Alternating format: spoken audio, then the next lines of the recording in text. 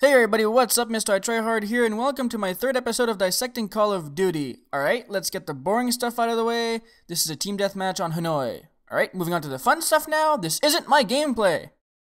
That's right, this is Socrates' gameplay. Now, he's arguably one of the best player in this YouTube community right now. Now, in this game, he goes 34-8, which is a pretty good score. But we can always improve on everything, so let's take a look at what he did right and what he did wrong. We all know he loves to rush, so let's take a look at his route off spawn. He goes right down the middle, throws a pre-nade, and runs towards where the B flag would be in domination. Alright, so you can see that the oval right there is where his nade is going to land. Now there's nobody there right now, and I'm pretty sure it's impossible for somebody to get there off spawn so quick, unless they have marathon and lightweight, and even then I'm pretty certain it's impossible. So I would suggest to Socrates to work on his pre-nade spots, but it's a new game with new maps, and I'm pretty sure he's getting those figured out as we speak. But his rush route, on the other hand, is really good. He's going to come face to face with two guys from the opposing team, so let's see what happens. Okay, now he may have been guilty of overconfidence right here, thinking about double kill rather than staying alive. But it's really hard to get multiple kills in Call of Duty Black Ops, and there's a valuable lesson learned. Even the best fail sometimes. But I want to bring your attention to one thing. He's using frags over Semtex for one reason: he can cook them. Here's a perfect example right here.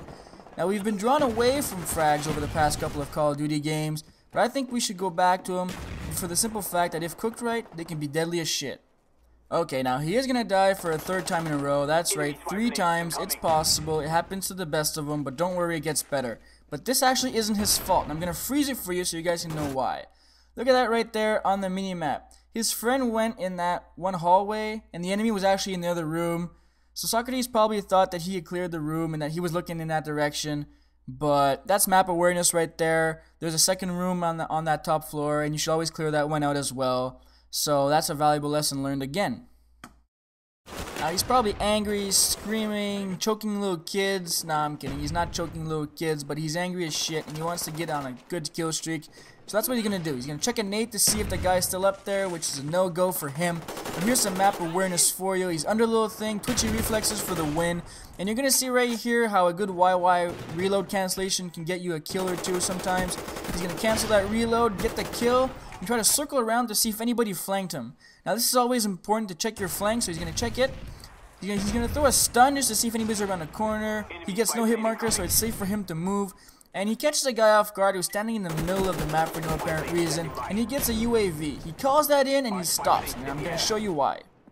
Now the radar is up, and you can see 2 guys above him and like 4 guys coming that way. Now I don't care how much of a beast you are, but running through that door right there is like suicide. But this is the mark of a true good player, knowing when to attack and when to flank around. And this time he's going to flank around, and you're going to see what happens. So right here, we're just going to watch him flank around the enemy. Now here's another sign that you're up against a very strong player. You're never facing him directly. As you're going to see throughout this video, most of his kills are kills where the enemy never expected him to be there. And here's another great example. He shoots a guy in the back. Now I don't care how poor of a shot you are, you can make that kill too. That's more map awareness for you. Now the situation is reversed now. The enemy has a UAV up, so he's going to be careful and throw a bunch of stuns and nades because he has scavenger on. He probably not should have taken that shot, but the guy's level 15, so he gets him. And here's just target acquirement right there. Maybe a little connection based, but that's just him being him. Socrates is a beast, and we all know that.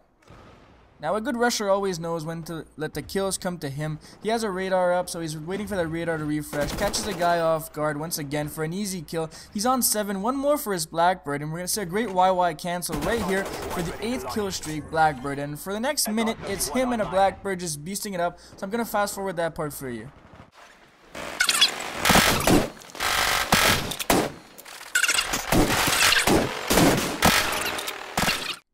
Oh man, fast forwarded sounds are awesome. That's why I didn't comment over that little part. But I froze it right here for a few different reasons. Number 1, he has his dogs, which are just going to rape this round. But number 2, you're going to watch how Socrates uses his Blackbird to his advantage by using aiming down sight, cooking nades, and well-timed stuns. He gets out of a sticky situation right here and doesn't even die for it. So kudos to you, Socrates, and we can all learn a little bit from this.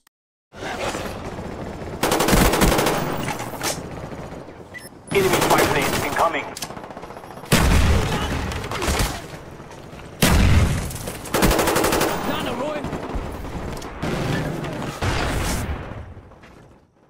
Alright, so he got out of that one alive, and good job on him. He's going to pick up a few quick kills right here. This is just simply him acquiring targets faster than the opponent. Even right here, you're going to see he has less cover than his enemy. He's still going to take him out. That's just good shooting right there. He gets caught off by a guy who just spawned and was staying at spawn. There's nothing much you can do about that.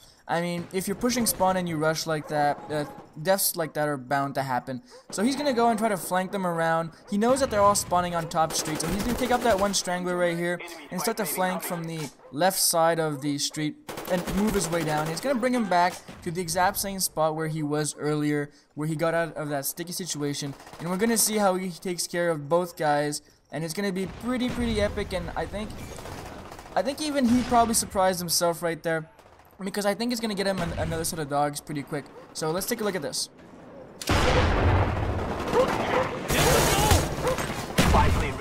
Okay, so he gets himself a double kill off of a cooked nade. Now this goes back to the advice I was giving to you guys earlier in this video, and I'm going to show you exactly what the two guys who died saw during that little encounter. He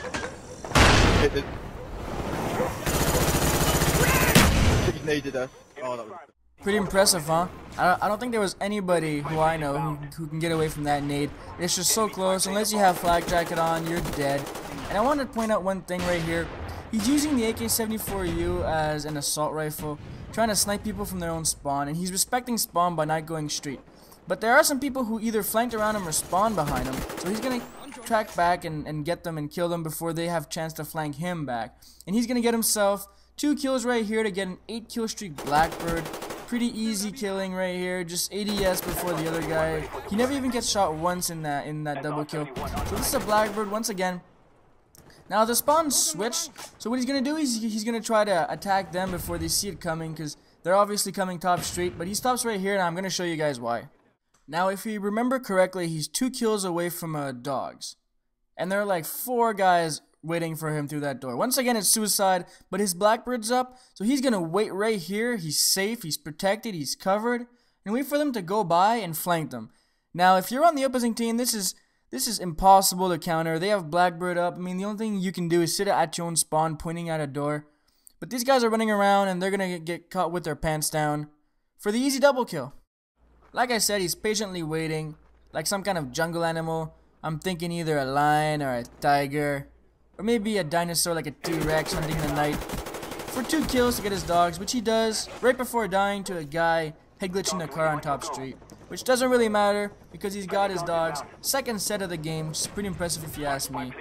But he fails with a nade right here, which we can forgive him for, because we're all pretty used to the old Call of Duty throwing system, which he was when he played Call of Duty 4.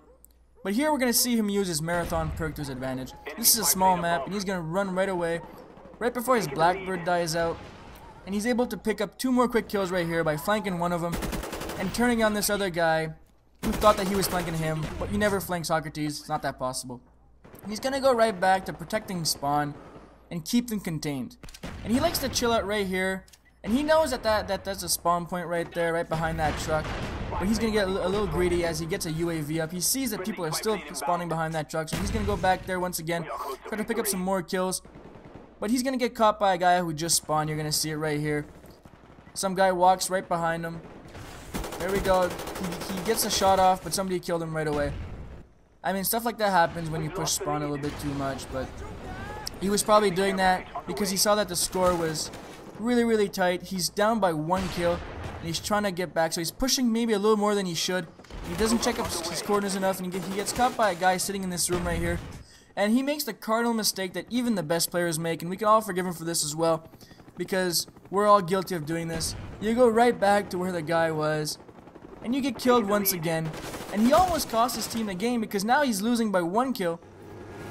But I think he's fortunate enough that he does get help from his teammates to finish the game right here and win it by 1 simple kill. And if you guys haven't figured it out yet, the opposing team is my team that I usually play with, and I'm the guy who went 8-11, which is pretty terrible. But in my defense, I think I would have done much better if I would not have known that this was Socrates, because we were all huge fanboys, and yeah, we had a hard time playing. So I guess I want to say thanks, Socrates, for letting me use his gameplay. And once again, comment, rate, and subscribe. And I love you guys forever. See ya.